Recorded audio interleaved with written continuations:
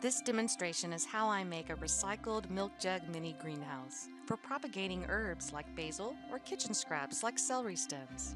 The materials used in this video were scissors, a clean milk jug, potting soil, my transplant, 16 to 20 ounces of water, and blue painter's tape.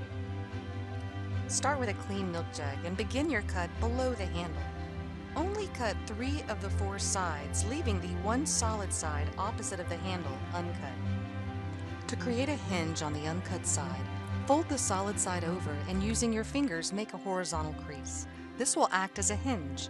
Notice that I do not put holes in the bottom of my milk jugs for drainage. I want an all-in-one greenhouse that does not require a drainage pan. So I monitor my moisture level by checking for dry soil 1 to 2 times per week. Use a good potting mix to fill the base of the recycled jug about 75% full. This will leave us room to make a nice hole for the transplant and its roots, plus additional soil around the base of the basil plant. This basil cutting I let sit in water for a few weeks to grow additional roots before being transplanted. Make a hole in the soil and gently place the roots in the dirt, then cover with additional soil.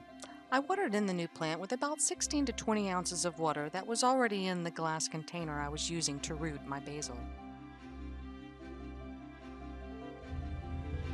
Blue painter's tape is used to close and secure the top. This will create a humid environment that will allow the new plant to settle in.